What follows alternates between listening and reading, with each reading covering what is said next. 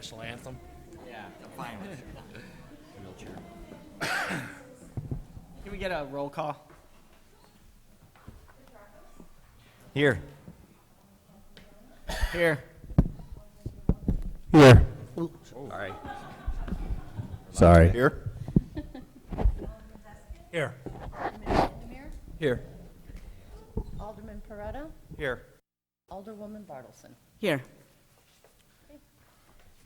7 present, mayor's not present. I'm sorry, 8 present without the mayor. Okay, thank you. Okay, we have the shop Lockport. Do we have anything on the business spotlight today? We do not. Okay, we have Merv here from Sizzles who wants to speak about Lockport Love. I'd like to thank the council for letting me come to speak today. I was actually here as an ambassador of Lockport Love, and I just wanted to make everybody aware that all the nominations will be due on the 15th of October. So if you know someone that is really in need, all you have to do is write a letter explaining who the person is and what their situation is, and what they do is by a case-by-case basis, they will go out and evaluate the family. They'll determine the needs of each individual, and they'll actually give them an award. In the past, what they have done is, there was a woman who had 3 kids, and she was not able to fix her car to get to work. So what they did, so this woman would be able to support her family, was they actually offered her the car repair. That was such a huge thing for that family, because now she's actually able to support her children without needing anything from anyone else. That's what Lockport Love does for people. There are many situations just right behind you in your own neighborhoods where someone may need something, and there are people out there that can help, and it's locally. So every donation that they take in is 100% used for the recipients. They've done a lot of drives. There's been a lot of money that's been brought in, so they're able to help a lot of different people. So if you know someone that comes to mind, all you have to do is write a small letter explaining the situation, submit it to the police department, attention Terry Lemming, Lockport Love, and they will go through and they will actually find recipients. It really helps people out. I'm a big supporter and advocate of this organization. I believe in it. I believe in it so much that I left my baby Sizzles and I came here to talk about it. So if you know anybody, you can either refer them to me through the Sizzles Facebook page. It's Sizzles in Lockport. If you don't feel like nominating them yourselves, I will write the letter for you. But just let me know their situation. I'd like to get those in. 15th is the absolute deadline, so it could be a day too late. You can make a huge difference. So thank you for your time. That's all I needed to say. Thank you. Thank you.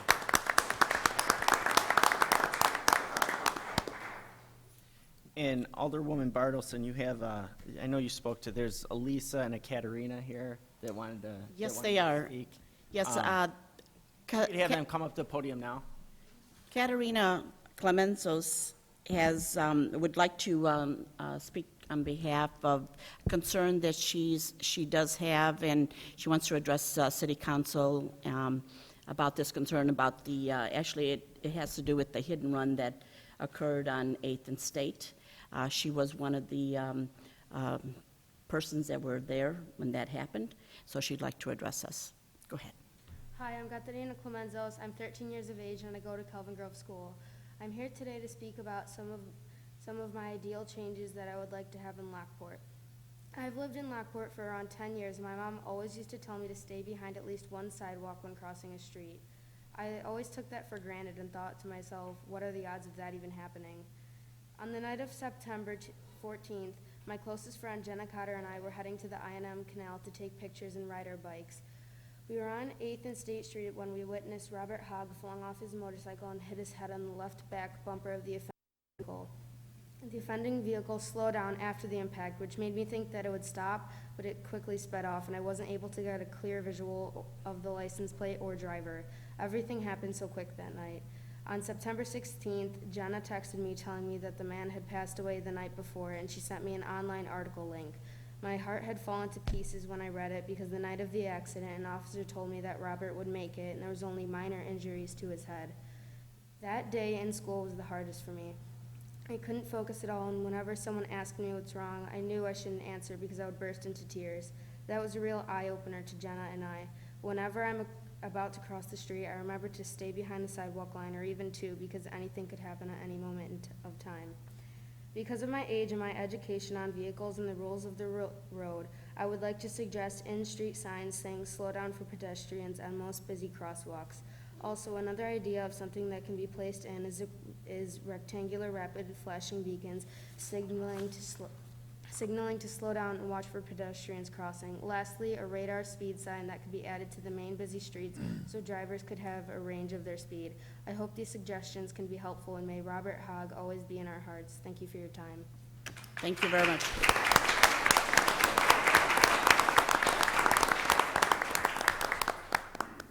Since then, they made contact with me, I have been in contact with the chief, and we did drive around and observed what was there right now, and I'd like for the chief to speak on behalf of that finding and so forth. Like Alderwoman Bartleson said, we went to the area of 8th and State and noticed that there are 2 caution crosswalk signs, but they're not illuminated, they don't draw any attention, and one of them is obstructed by a tree. So we ascertained that those actually belong to the Department of Transportation as well as the land they're on.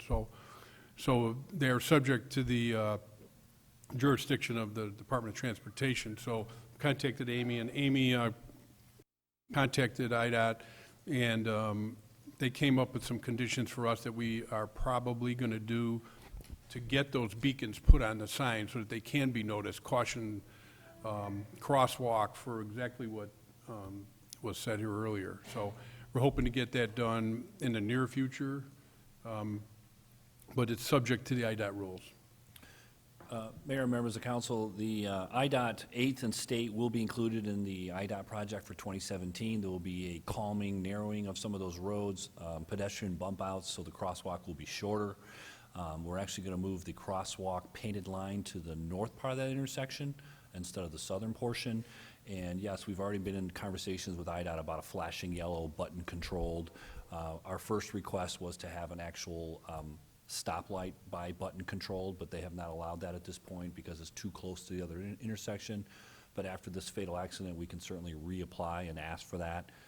But Amy's already been involved with them and having a permit application sent in so that we can at least get the flashing yellow installed at our cost at this point before the project gets those other enhancements. So we are definitely going to be adding some safety features to that intersection already.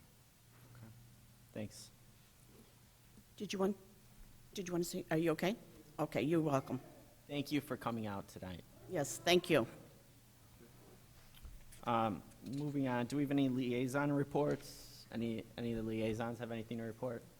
I'll just make a note. Part of what I wanted to talk about is on the agenda, but if anybody, last I talked to Lisa, I think most of you have reviewed the budget, but if not, just make sure you get with her in the next couple of days. I know I actually haven't. I'm getting with her on Monday, but you know, our time for working sessions is expiring quickly, so if anybody hasn't, make sure you meet and discuss that with her. I just have one thing. It doesn't have anything to do with what I'm a liaison with, but we have yesterday at the Will County Public Works and Transportation Committee meeting, Ben introduced a letter to that he sent to Annette Parker from Crest Hill, and it looks like the Transportation Corridor Committee will be reconvened sometime in the very near future to at least evaluate the eastern portion, what's commonly called the middle alignment. I'm sure we'll be having some discussions here in the future. I would ask that anybody that is interested in how we got to the point where we are now is to go to the Will County Board website, and they can go ahead and look at the look for committee minutes. You'll be able to try to find the Transportation Corridor Committee if you go ahead and Google that, to get an idea of how this middle alignment came to be. I was confused, and I'm still confused how it came to be, and so it's going to be reconvening here sometime in the future. There may be some discussion about Lockport's official position should be in the future. Our current position as of 2008 is that we don't object to that middle alignment, but we will not protect the footprint of that middle alignment. I would hope that we would change our position sometime in the future. And that's, so that's what's going on with the Caton Farm Route Bridge. Yeah, I'd just like to add that part of that process and going back to TCC is to garner authorization to restudy other options for the middle route, which is the eastern portion beyond 355. There will be a cost component on the 4 agencies requesting that at this time. County will not spend the additional funds to restudy this.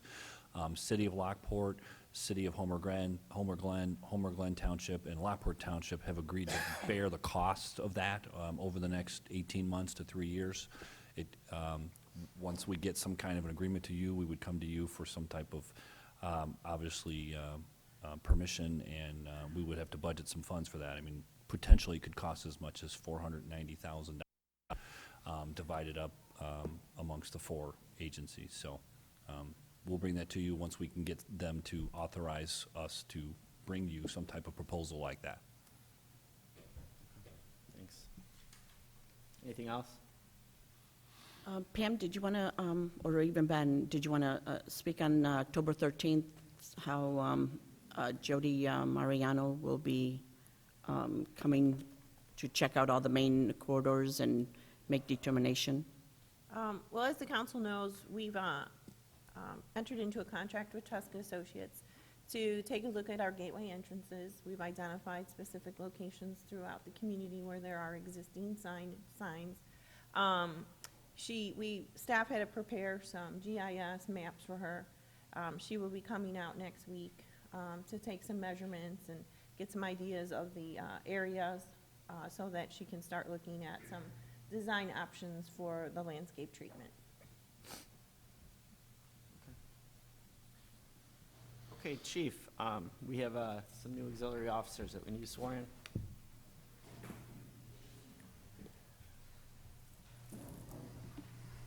Mayor, council members, today we're here to swear in 4 auxiliary officers. Auxiliary officers are unpaid volunteers, and they augment our police department. With more community festivals each weekend, auxiliary officers are called and assigned to be with our full-time officers to enhance the safety of the officers and the public.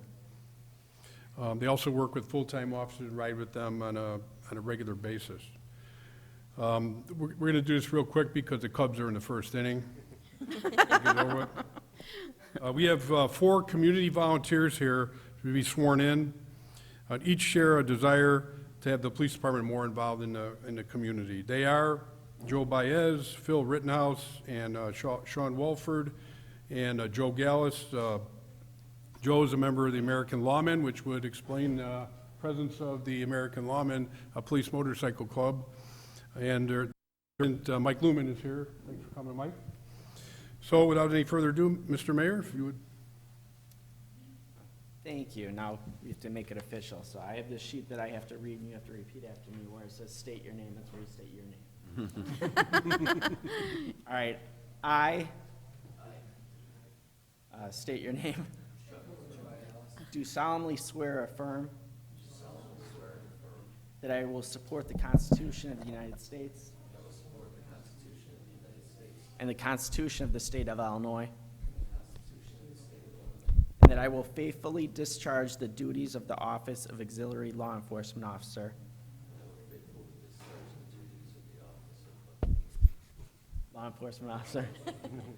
to the best of my ability.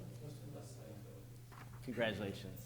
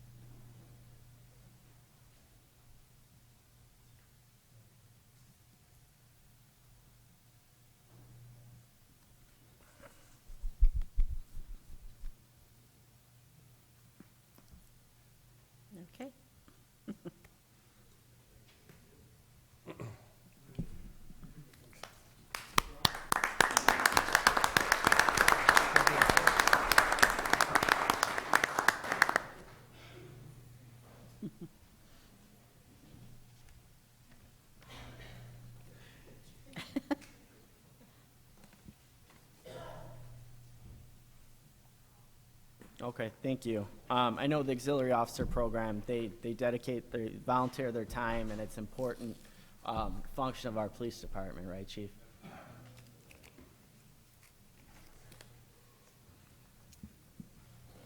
Okay, moving on to planning and zoning. Thank you. This evening, the applicant, Bill Maslin, he's seeking approval to rezone his property that's currently zoned C2, which is a commercial designation, to R4, which is a multifamily designation. The subject property is located on the southwest corner of 3rd Street and Lejeune Avenue. Mr. Maslin is an owner of one of the 9-unit multifamily buildings that's located on East 3rd Street, and he owns 2 vacant lots directly behind directly east of the apartment building. He recently has begun construction on a garage to be used with one of his buildings, and it will be accessory to the building. Staff has been working with Mr. Maslin.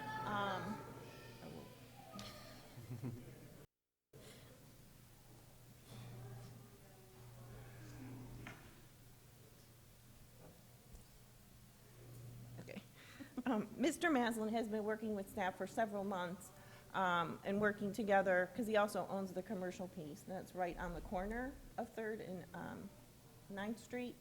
And part of that, he has graciously said that, if anyone's interested in purchasing that property, that it would make sense at some point maybe to tie it into the Pizza Hut property. But he did want to maintain the one commercial lot and turn it into residential to construct this garage. Staff requested that he go through the rezoning so that he can consolidate the residential lots into a single lot, which will just make it cleaner overall and consistent with respect to the zoning. The garage that's under construction, it does comply with all the city ordinances.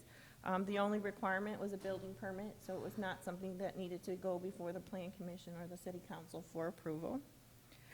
The site plan and the building elevations attached with the staff report to the Plan Commission are included just basically for your own reference. The public hearing for the rezoning component was September 8th. There was no one from the public that came to testify, and the Plan Commission did make a positive recommendation on the rezoning. So staff is asking the council for direction to place this on the October 21st City Council agenda for final action. Any comments? I think we put on a consent agenda. I think so. Any objection to consent agenda? No, not by me. All right, great. All right, Mr. Benson. Thank you, Mayor Pro Tem and members of the council. The next item, CA1, is a real estate property exchange in downtown Lockport. Brian LaGiulia, the owner of Paradise Bay at West 10th Street, has been in a concept with the city of Lockport since 2007, when we actually have half of that parking lot behind Paradise Bay is owned by the city. We actually brought this up at a council meeting back in 2014 about discussing the possible real estate exchange for, basically, Brian owns the one of the alleyways behind the buildings on State, which is close to the Hamilton Street parking lot. I think the mayor and council at the time was okay with making this swap as long as that parking lot was indeed behind Paradise Bay going to remain a parking lot, in which the petitioner has agreed to do this. This gives us a little bit more control of the entryways to the Hamilton Street parking lot, so we find that to be a request in regards to doing the trade.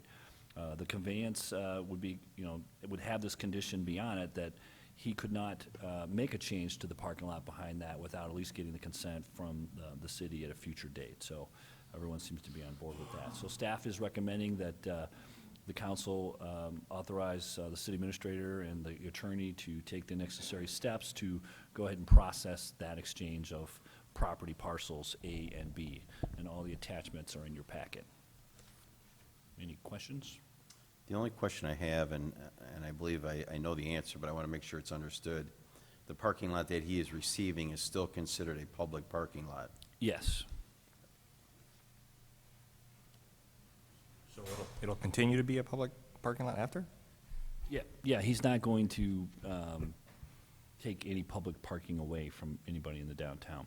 He's just actually going to, own it, but it'll still be He a public- already really maintains it and takes care of it anyway, so the city really hasn't invested any funds in upkeep in that property. And he's agreed to maintain it as a parking lot. He's not going to propose a building or anything like that on it, so. But it's not going to be a Paradise Bay, Papa Joe's only parking lot? Well, I guess in technical theory, I guess it's not a public parking lot anymore. It would be a private parking lot, but it's intended for public use. He's not going to enforce it or Yeah. keep anybody out of there. Matter of think fact, he's quite a community partner and has the fundraiser every May, and, yeah. But the technical answer to your question is actually no, it is not a public parking lot anymore, but is a private lot with public use allowed I guess that's where I kind of by lost this agreement, you know. I guess the verbiage is a little like, kind of like, yeah, they own it, but you can Tom, still you think we park need there. to solidify But it, or? but I think my original thought was, going back to 2014, that, yes, anybody can park there. That was my intent or my understanding. Mr. Mayor, members of the council, I spoke with the owner this afternoon, so there'd be clarity on this issue, because it's the one restriction we have in the deed. It's clear that he cannot build on the parking lot. He understands that. He has no intentions of expanding his building. He needs the parking. He also is going to maintain it as a parking lot. It will be open to the public, but he'll have some latitude to restrict some parkers. He doesn't want to have, for example, a commuter parking there all day or somebody leaving vehicle. It would be like a traditional business-type parking arrangement. So there's going to have to be some flexibility. If he sees somebody parking there, an employee of a downtown business, and he's there all day long or she's there all day long, he's not going to allow that type of parking. But the coming and going for downtown businesses, if somebody decides to park there and patronize another business, he will not have that vehicle towed. Was he planning on putting any kind of signage there for, We didn't talk about signage, but before the next meeting, when this comes back to you, I'll ask him how he wants to handle the signage part of it. He understands the role that he plays is keeping it open for the public, so downtown businesses could use that as overflow, but he doesn't want to get taken advantage of either, and I certainly understood that. My Let's say in the convers- future that there's a new owner of that property, should we have stronger language in case the new owner has a different vision? It's actually in the deed itself that restricts the use to parking only. We can probably look at between now and our next meeting whether we add some of the details about keeping the parking open for downtown businesses, not long-term parkers, but for the 1 hour, 2 hour type parker, and maybe we could add some language to that effect. So successor owners will know that that's a restriction. Thank you. The terminology I used in my conversations with Brian was for community events and special events that they would be allowed to park there. That was the mayor's original concern.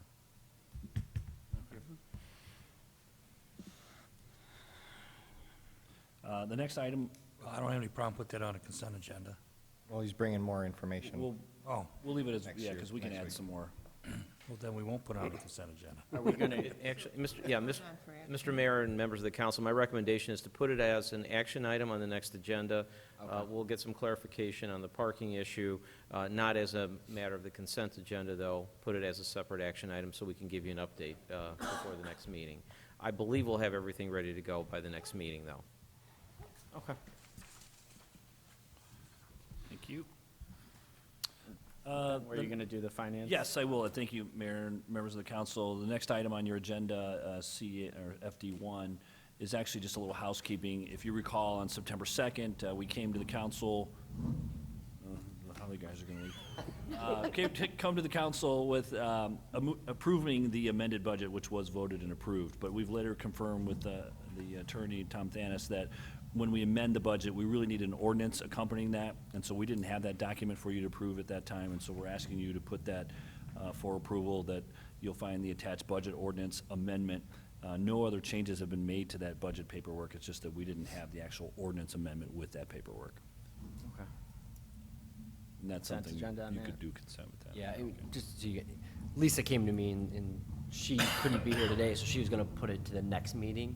Well, we talked about it if it even needs to go to committee of the whole, right, because we've already actually approved everything in there, but I said, my opinion was, put it through committee of the whole just to do it, and, you know, she didn't need to be here, because it's literally what we've already voted on. That's good. Right. Yeah, I think we could put that on consent. Okay, thank you, that's all I have. All right. Thanks, Ben. Amy, I think you're up.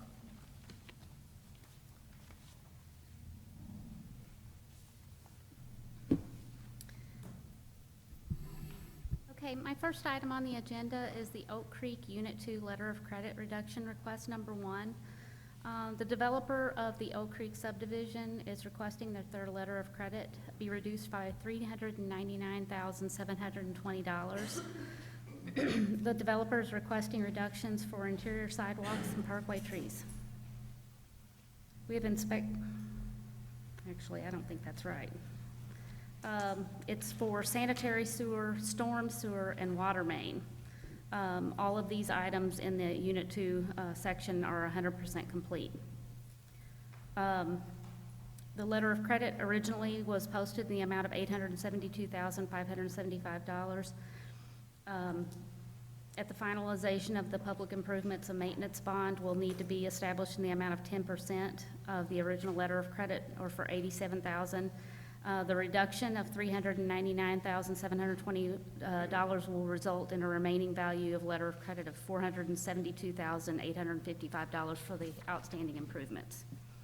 So this will come to the next city council meeting for approval. Okay. Any comments on that? All right. What's that? Yeah.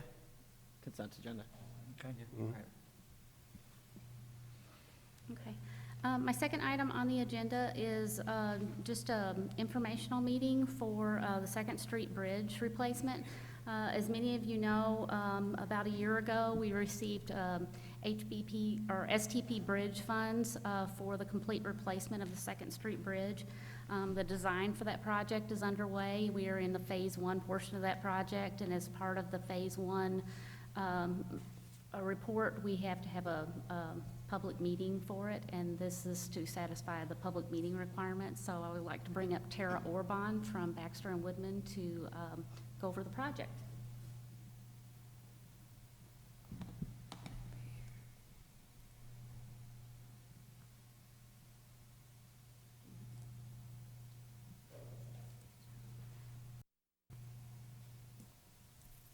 Good evening, Mayor Pro Tem and City Council members. My name is Tara Orban from Baxter and Woodman. I'm also here tonight with Adam James. We're the design team for the Second Street Bridge project, and our presentation will take just about 5 minutes here tops.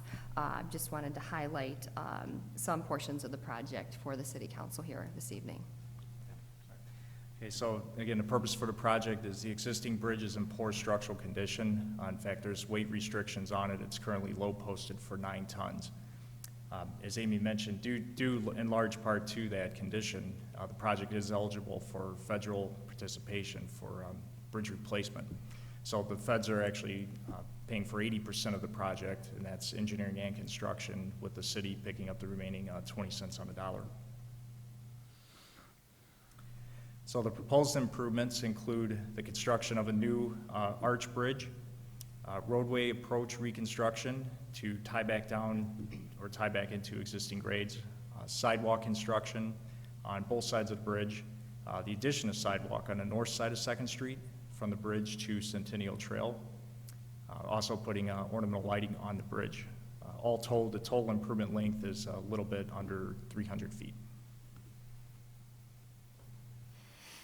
When we looked at the location of this project and its proximity to Heritage Village, and also considered that the I&M Canal is part of the first, National Heritage Corridor, which was intended to preserve the unique character and background, and also highlight the importance of the establishment of the I&M Canal Trail to the communities during its construction.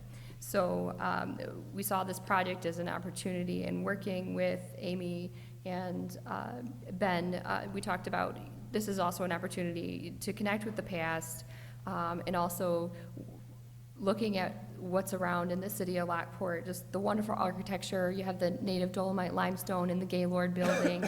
you know, it's an opportunity when we reconstruct this bridge. Here's a preview of what we had as the vision for this project. We had a meeting with Amy and IDOT and the Federal Highway Administration, and we presented, you know, this project to them and requested federal participation with the architectural enhancements, and we were able to secure 80% funding for that. As Adam mentioned, this is going to be an arch-shaped structure, so it's going to be different than what is from the existing condition. Some other housekeeping type items. While the bridge is under construction, we will be detoured, the traffic will be detoured, and we coordinated with police, fire, school district, postmaster general, all on the detour, which we're going to be using Illinois 7, 171. You can see that on the map in front of you. So we obtained input, valuable input, as a matter of fact, I think from the police department on the location of that detour, which we anticipate to be in place for 3 to 4 months. And it should be noted that the I&M Canal Trail, the Centennial Trail, will be in operation throughout construction. In terms of where we're at now for the overall schedule of the project, the Phase 1 study is underway. This is what we've been doing this past year, is the environmental studies, looking at the bridge condition, doing the preliminary work for it. Design engineering will be underway in 2016, and we anticipate construction to be underway in 2017. And with that, we would like to open it up to any questions. Oh, and I wanted to let you know, too, that Amy has copies of the draft project development report as well as the other studies, the hydraulic report. Any of that information she has at her office, either in electronic or paper form, if you would like to review or study that. Do you have questions? Yeah, go ahead, Darren. Okay.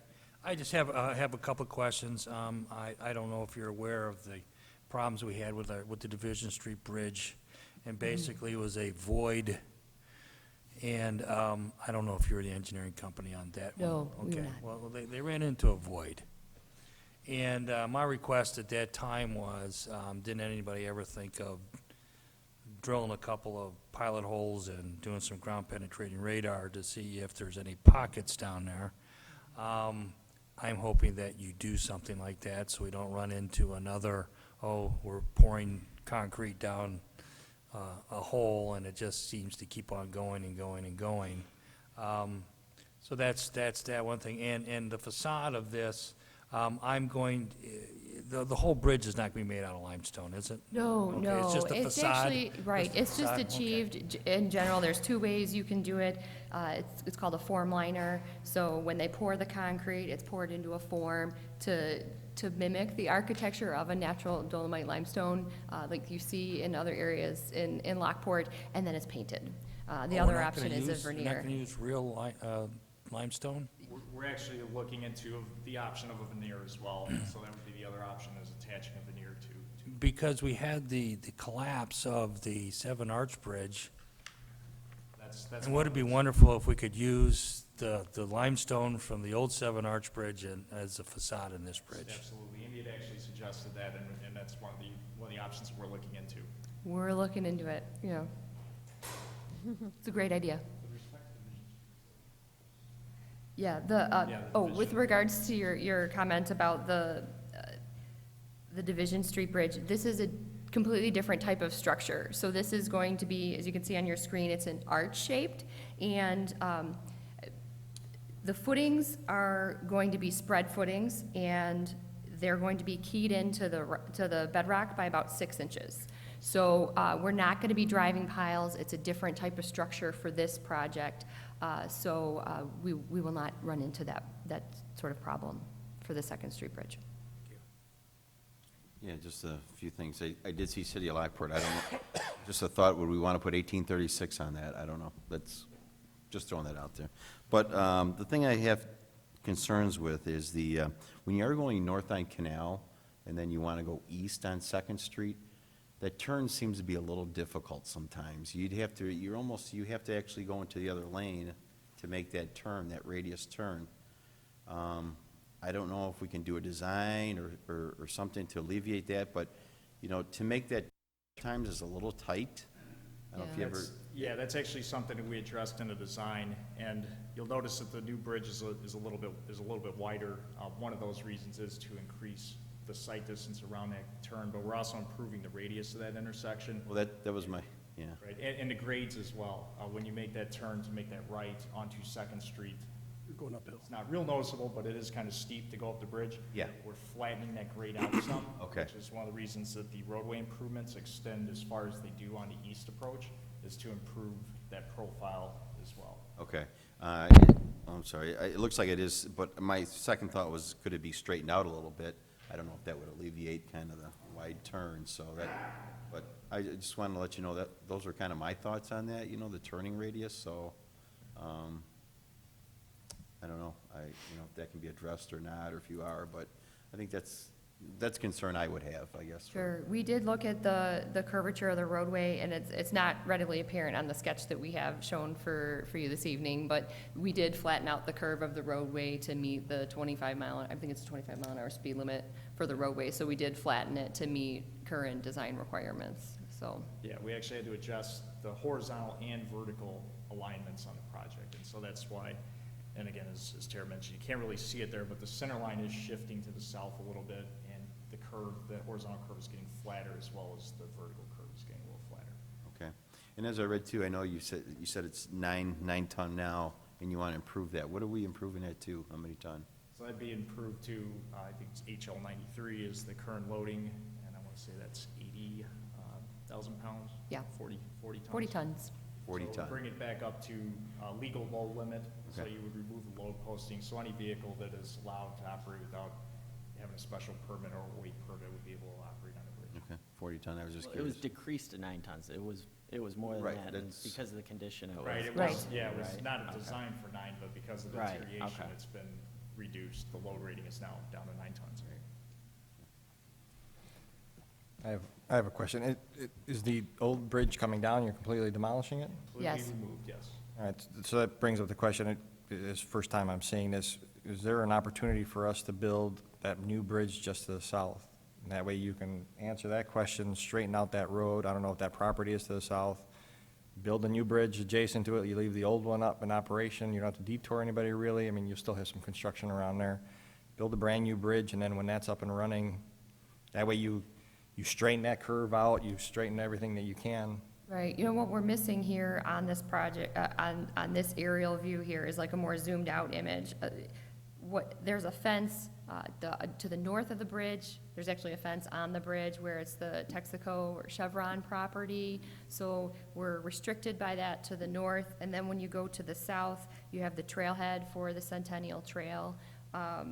So the HBP, the STP bridge funding that we're using for this project really limits, we're only to go, we can only use it to replace the bridge and whatever it takes to match back down to the roadway. A realignment in such a shift, then we would also have to look at the access to the west, which would be the entrance to the Texaco facility too, so. Well, I mean, I hate to be the bad person here. I realize that, we're only allotted so much funds, but I mean, we should do it right and, Yeah. Well, right? And, Yeah, it's not, unless you're saying it's meant to be a straight into that property to the west, but I'm just saying if there is an opportunity to get to that property to the south, and then, because you're doing so much anyways.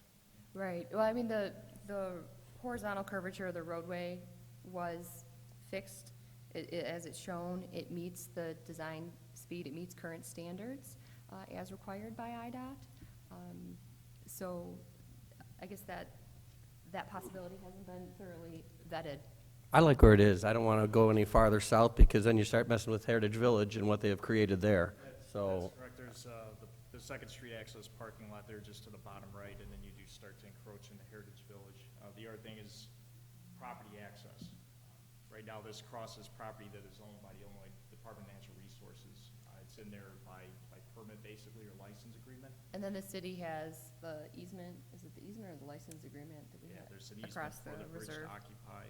Mhm. There's also I believe, a 16-inch water main out there south of the bridge that would present a challenge if you were to try to construct over that. Right, but in terms of the location of that license agreement, that covers the width of where the bridge is currently, too. So we did some right-of-way challenges, the water main conflicts. So are we doing that now with the expansion of the bridge, the wide? No, we're still clearing it. We're still north of it, north of the water main.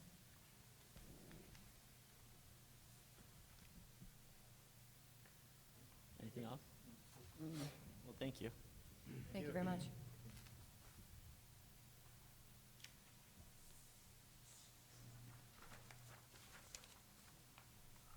All right, do we have any new business? Anyone? I'll make a motion. Do we need a motion to adjourn this meeting? I make a motion to adjourn. Second. All in favor? Aye. Okay. You go right into city council. Can we get another roll call? Yes. All right, thanks. Alderman Putakos? Here. Alderman Capadona? Here. Alderman Delogly? Here. Alderman Smith? Here? Alderman Deskin? Here. Alderman Vandermeer? Here. Alderman Coretta? Here. Alderwoman Bartleson? Here. 8 present. Okay, consent agenda. Can I have a motion to have a consent agenda? Make that motion? I'll second. All in favor? Aye. Okay, on the consent agenda, we have the regular city council meeting minutes of September 16th. We have the committee of whole meeting minutes of September 16th. We have the payroll ending September 13th, payroll period ending September 27th. Approval of various bills. We have a liquor license matter for a special event at Mama Onesta's Restaurant. We have the zoning ordinance text amendment relating to parking lot maintenance. We have the license agreement with Midwest Soaring Foundation at the Metro Station. Vehicle purchase, resolution 15076. Berry Landscaping Parkway Tree Replacement Program. The Red Zone Robotics Sanitary Sewer Televising. And the MFT funds for sale purchases, the IDOT resolution. Can I have a motion to approve the consent agenda? So moved? Second. All in favor? Aye. Mayor, I consent to all except number 5, various bills. Okay. Mr. Mayor and members of the council, the state statute does require a roll call on the consent agenda. Okay. So I've asked the clerk to do the roll call in the future. Okay. Can I have a roll call then? Oh, tonight, okay. All right. Putakos? Yes. Capadona? Yes. Delogly? I think I better abstain because of item 5. Okay. Smith? Yes. Deskin? Yes. Vandermeer? Yes. Coretta? Yes. Bartleson? Yes. 7 yeas, motion carried.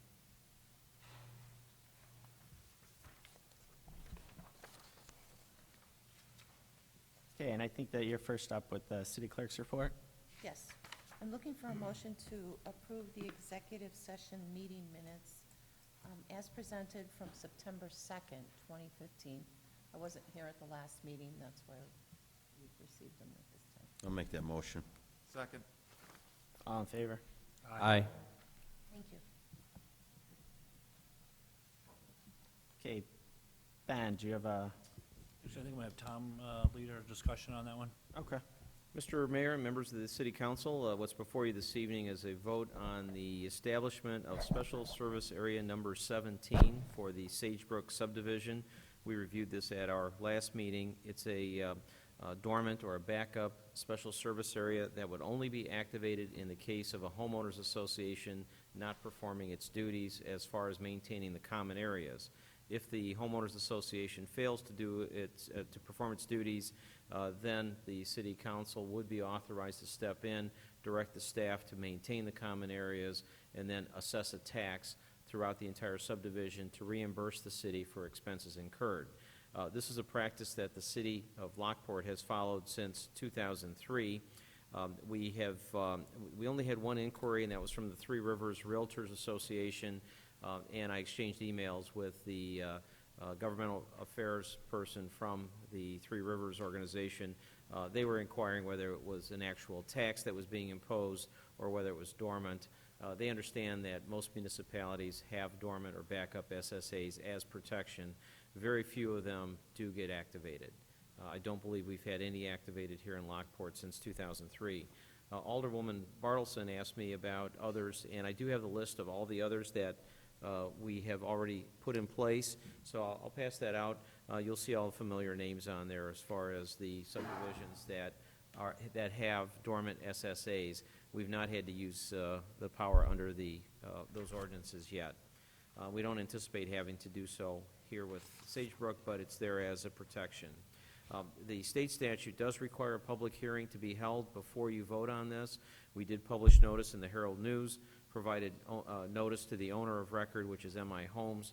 Of course, MI Homes has already agreed to have the SSA put in place as a dormant SSA, so there are no formal objections that have been filed at this point. So, Mr. Mayor, it'd be appropriate to open up the public hearing at this point, see if there's anybody from the public who would like to make any comments or ask any questions. If there are none, close the public hearing, and the staff recommendation is to vote on the ordinance that's before you. Okay. I'll open it up now to public hearing on the Special Service Area number 17, CA1 and CA2. Nobody here to comment? I'll close the public hearing.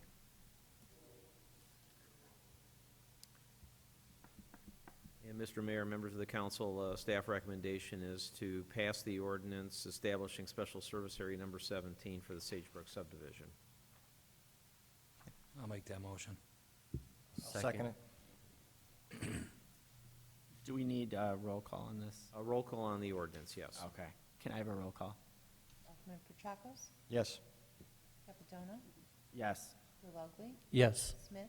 Yes. Deskin? Yes. Vandermeer? Yes. Coretta? Yes. Bartleson? Yes. Yes, motion carried. And Ben, you had a, Yeah, Mayor Pro Tem, actually, we have we'd ask for a continuance on that executive session request until October 21st, if that's all right with everybody. okay, thank you.